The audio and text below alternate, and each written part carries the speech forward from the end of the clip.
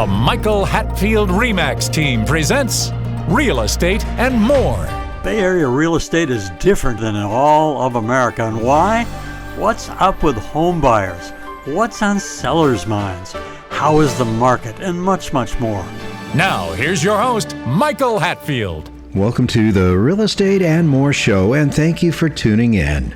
Friends, we have amazing people living amongst us who care for others and deploy their extensive education, knowledge, and skills to help others. These are individuals who go out of their way to make a patient better. Last week, Dr. Louis J. Wesselius, pulmonary and critical care specialist of the Mayo Clinic, shared information such as diagnosis, new treatments, and his experience regarding respiratory illnesses such as asthma, sleep apnea, COPD, and other related diseases. I must confess, my interest in this interview last week distracted me to the point I did not finish all my questions. Dr. Wesselius has so generously returned to allow me to accomplish just that, finish my questions. Thank you and welcome back to our show, well-renowned Mayo pulmonologist and one of those remarkable angels living amongst us. Are there any new advancements, new treatments in your field of pulmonology, and what are they? Well, yeah, medicine keeps, moving forward, different, sometimes at a faster pace, sometimes at a slower pace. But, I wish I could say there were a lot of new treatments in pulmonary. A lot of it, is in, for example, lung cancer is an area where we see a lot of patients. We help mainly to diagnose lung cancer, and then the oncologists take over to treat the lung cancer if it's not surgically resectable. And there's been a lot of advancement in the treatment of lung cancer, so that those patients, which used to be, if it wasn't resectable completely, it was, pretty much of a death sentence. And now they have some very good oncology treatments for lung cancer, which are really extending the life expectancy in a lot of those patients. Probably we used to not be able to treat the interstitial lung diseases very well that we talked about earlier, pulmonary fibrosis. There now are a couple medications that will unfortunately not reverse the fibrosis, but will slow it or stop it for an extended period of time and allow those patients to live a longer life. And then lung transplant has probably been one of the biggest changes that we have now available that wasn't available, in the past. Lungs have been one of the last organs to, have become a reasonable option for transplant in a large number of patients. We didn't offer that to patients over the age of 65, but it's now moved up to 70 and even up into the early 70s, where we'll offer lung transplant in patients with advanced lung disease. Very interesting. I don't know if you knew this, but before my airline career, I flew as a lifeguard pilot. And when our kids were small, we had an 18-year-old young lady that was just an amazing person. And she, drug an oxygen bottle behind her. Mm-hmm. And then finally, we were on this little getaway for 2 days, Nancy and I, out on the coast, and we get a call. And she says, "I'm so excited, I can't sit still, but I have your children here. And I just got called for heart and lung transplant." Oh, yeah. At Stanford. Yeah. And she received that and lived, several years thereafter. So the state of the art has definitely changed since that time, which has been over 20 years ago. Yeah, she must have been early in the course of that being offered. Yeah. Yeah. And, another thing, Doctor, we had the former transplant coordinator for University of Chicago on the show. And, he was just talking about how behind the scenes it all worked. I, as a pilot, knew that we'd be sitting on the apron waiting for the helicopter to arrive, and we'd be going in front of everyone. But everything that went coordination-wise behind the harvest of the organ to the new implant of the organ and how it was determined was just an amazing, amazing show. So what you and Mayo Clinic do in that arena is just beyond me. It's just, it's angels who walk among us. So I would think if if I had an issue with my lungs or coughing or chronic cough, how does a person actually decide when to come see Dr. Wesselius? Okay.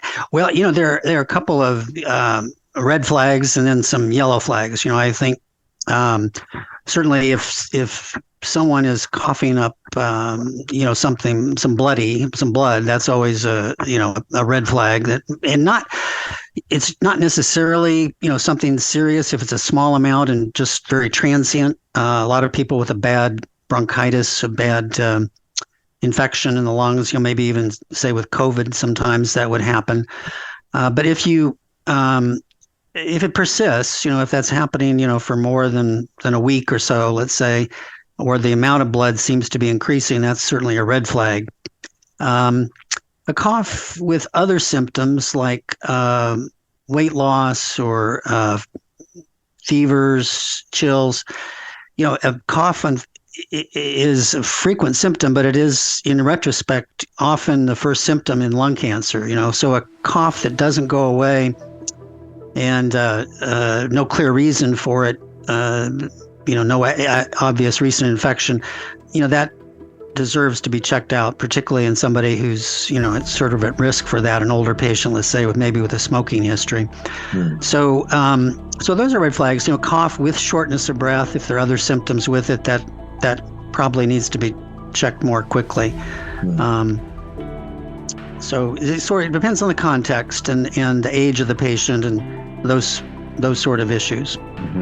Isn't there a difference between men and women in regards to lung cancer? Isn't the lung cancer a little different between men and between women, or how does it manifest?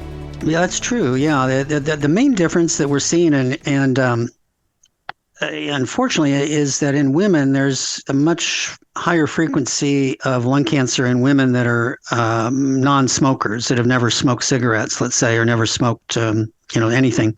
So the reasons for that are not totally clear, but maybe 20% at least of lung cancer in women is in a non-smoking population of women. But it's a much smaller percentage in men. There are fewer men who've not been cigarette smokers. There are some things that can increase your risk of lung cancer. If you have a family history or you've gotten exposed to toxic exposures that you may have worked around in a work environment. So some men are exposed that way. But in women, we're seeing lung cancer in more non-smoking women and younger women. It's recently I've had several women in their early 50s, which is young for lung cancer to show up. But so we have to be a little more careful in looking for that in women, even though they've never been a smoker and otherwise wouldn't think about lung cancer as being very likely. Very interesting. We're going to take a short break. We'll be right back. Michael, what traits should we look for in selecting an agent? Look for a deal maker with a positive attitude who will work tirelessly for you. An agent who is adept in multiple offer situations, drafting contracts, marketing and advertising a client's home, is familiar with multiple cultures, experienced in mortgage financing, inspections, and escrow is a huge asset to his client. What can you do as a plus for clients? Your agent is your eyes and your ears, one who works behind the scenes on your behalf, a great attitude, working well with others, and keeping clients' priorities number one is a given for us. Call 925-322-7775 now to schedule an appointment or complimentary home analysis. For excellence in real estate, call the Michael Hatfield RE/MAX team at 925-322-7775 or go to michaelhatfieldhomes.com.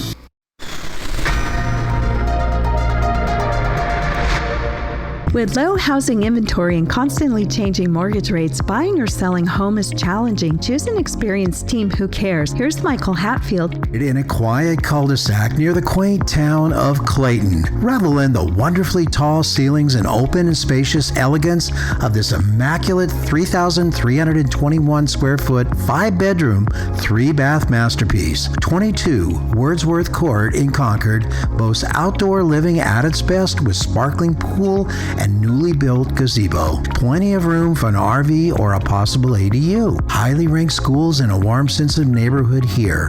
Don't miss this dream home. Get help with buying or selling a home by calling the Michael Hatfield RE/MAX team at 925-322-7775. That's 925-322-7775. Or go to michaelhatfieldhomes.com. That's michaelhatfieldhomes.com. Now, welcome back to our show. I understand there's also been a few really great developments in regards to dealing with sleep apnea. And sleep apnea is when you keep waking at nighttime for one reason or another. But I understand there's new devices that can be used as well as a CPAP machine. Is that true, or am I down the wrong path again? No, that is true. I could not pronounce interstitial. Yeah, interstitial. Yeah, well, yeah, and I have to preface by saying that I don't, I have certainly worked with sleep apnea patients in the past, but currently we have a sleep medicine program, and so I refer the sleep apnea patients to those specialists in sleep medicine currently. And we do have there is a device that that basically stimulates the back of the tongue. There are some electrodes placed. I think it's called an Inspire device, and the electrodes that are placed in the back of the tongue that keep the tongue from falling backwards, which is often what happens during sleep, that the tongue falls a little bit backwards and unfortunately leads to some obstruction of the airway when you're in deep sleep, very soundly asleep. And then that blocks breathing, and oxygen level drops, and you start to wake up, and then the muscles tighten. But these implantable electrodes that are then stimulated by a remote device, and I don't know all the details of that, but it keeps the tongue from falling backwards, and that will treat sleep apnea in a subgroup of those patients who have, not all patients, but a subgroup, if they have the right anatomy. And they have to actually kind of check out your anatomy fairly carefully to make sure it'll be an option that works for you. But it is a new option that for patients who can't tolerate the CPAP mask, which, can be tough for some people, that's another option that you can certainly look into. Something to stimulate the tongue. I know you can also find down in Arizona. It's called a habanero. Yeah. I don't know how well it works for sleep apnea. I think your mouth gets so hot you can't sleep. Best south of the border food ever. Yeah. If you like that Phoenix food, it's area. good. I don't know how you stay so young and slender, doctor. Well, I don't know. Hopefully. Wow. So looking forward into the future, what do you foresee for pulmonary as well as critical care? Is there some things that come to mind that you are expecting that you may see in the future as far as advancements and in treatments and diagnosis? Yeah, well, the technology is, and it's kind of amazing to see the technology that's developed over, the course, the 40 plus years that I've practiced. I mean, the amount of imaging that could be done, the new ways of treating different diseases, it's really become a very technology driven field to a big extent. So I think at least in pulmonary, diagnostics testing is going to become progressively more sophisticated. And one of the areas that'll be I think an area of big advancement is going to be looking at genetic factors and potentially gene therapies for different diseases. A lot of disease, even, some diseases are very highly genetic, cystic fibrosis, for example, and we now have diseases that can target specific gene defects, that occur in some cystic fibrosis patients. There are genetic factors in asthma. There are genetic factors in a number of interstitial lung diseases, for example. So if we can actually go back and treat the genetic defect in the future, which I think probably will become possible, we may be able to alter the life of somebody who otherwise would die from a genetic disease risk, that they would have a genetically determined disease, and we can prevent that. I I think transplantation is going to get better and better as we figure out ways to prevent rejection by the body. And so I wouldn't be surprised if, that becomes something that's much more commonplace going in the future. And, some of the things that are still real problems are really ones that are been difficult to solve so far. For example, Alzheimer's, and that disease, has been a tough one to find good ways to treat. But I think eventually we will find some effective treatments for some of these diseases that lead to a lot of disability and loss of quality of life, particularly as we age. That's amazing. I know when I had the honor of flying the lifeguard organs, that after the flight, you felt like you've actually done something for other people, for mankind. For a doctor, I would imagine that feeling happens a little bit every day. Do you still feel that way with helping people? Yeah, that's one of the great satisfactions of the job is seeing people get much better, and you still hear from patients, for example, that ended up having a lung transplant, let's say, and they still remember. Some send cards each year on the anniversary of their lung transplant and express gratitude. And patients are a lot of patients. There are a lot of wonderful people in the world, and it's great to help people. And unfortunately, we can't help everybody. But I think compared to 30, 40 years ago, we're helping a much higher percentage than we did in the past. So that's gratifying. Oh yeah, for sure. I would think a doctor gets to see a lot of that gratification from helping others. I saw this quote the other day that said, the pessimist thinks all of the bad things are going to happen, where the optimist thinks all the good things are going to happen. And I think to be a doctor of your caliber and to, do what you do for all of the people out there, it's almost you're one of the angels that walk amongst us. Wow. Interesting, and tell me if I'm not right. The Mayo Clinic is known for its ability to coordinate specialists to discover the cause and then treat medical issues. Further, it seems to me Mayo Clinic's practice to huddle together their doctors for the purpose of solving complex diseases is like a norm there. Can you add anything to this in a positive way? Yeah, I think I think that has been one of the strong pluses of Mayo Clinic and some of the other, multi-specialty clinics, like the Cleveland Clinic is probably on a fairly similar model. But yeah, it is, I think, very helpful, particularly in complex problems, to have people kind of in the same office space, close by, so you can easily interact. Discuss things with the radiologist, discuss things with the pathologist. Having that all together and working regularly together does, I think, benefit the patient. We're going to take a short break. We'll be right back. When you're buying or selling a home, look no further than the Michael Hatfield RE/MAX Accord team. To tell us more, here's Michael Hatfield. Refreshed and delightful, this 4-bedroom, 2.5 bath located on Simonson Court, San Jose, is a cul-de-sac home featuring soaring, high ceilings, and cozy fireplace. Revel in the open and airy floor plan and large backyard and shimmering pool. Stay fit and grill on your own outdoor kitchen. This home will not disappoint. Admire newly installed luxury vinyl plank flooring, fresh paint, and recent dual pane windows and recessed lights. With a quiet sense of neighborhood, treasure the best California living right here. Easy freeways and as close by South Bay Tech Center's a hard-to-find opportunity. Call us now. Get help with buying or selling a home by calling the Michael Hatfield RE/MAX Accord team at 1-800-800-5763. That's 1-800-800-5763. RE/MAX. Calgary 01493761.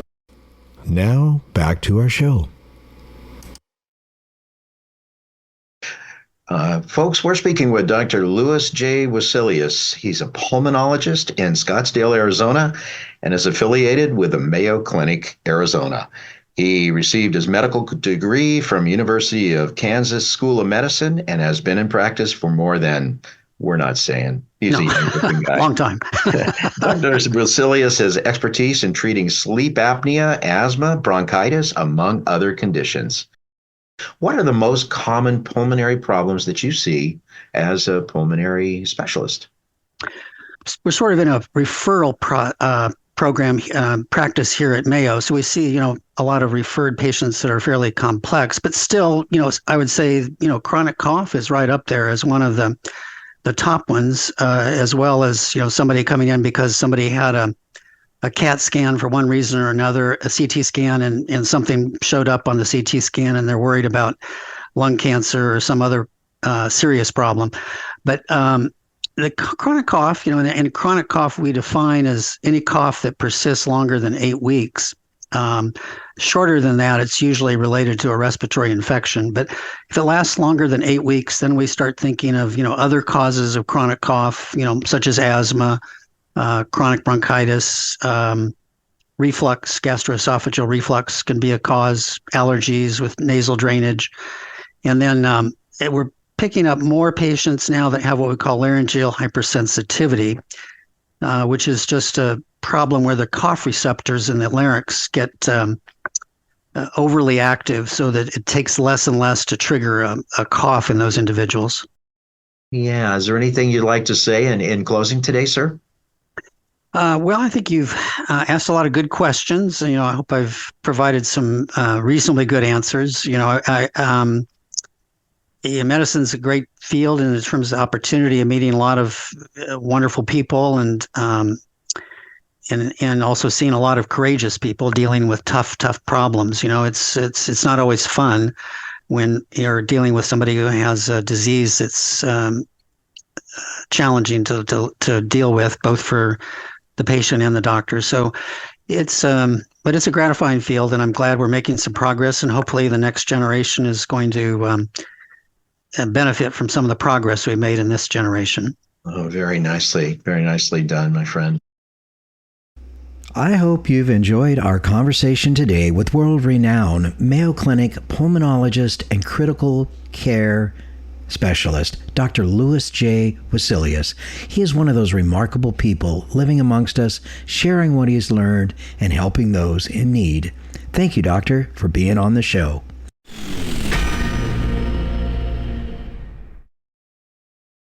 At times during our show with Dr. Louis Wesselius, Mayo Clinic pulmonary specialist, I thought of a past interview with Bay Area's author, fitness expert, and cardiopulmonary specialist Karen Owoc, who endeavored to help patients for many years as well. Here are some important excerpts from the interview we did with Karen. Spent more than 20 years as a clinical exercise physiologist, having specialized in cardiopulmonary rehabilitation at the Palo Alto VA Medical Center. As it is easy to say, you are very dedicated to the subject of nutrition, fitness, and longevity. He had other diseases too at the same time, type 2 diabetes, a lot of visceral fat, that's the belly fat, so high blood pressure. So those are lifestyle diseases. And so I wanted to make sure that people knew that if they changed their lifestyle, they could live longer. And when they live longer, they don't miss out on a lot of things.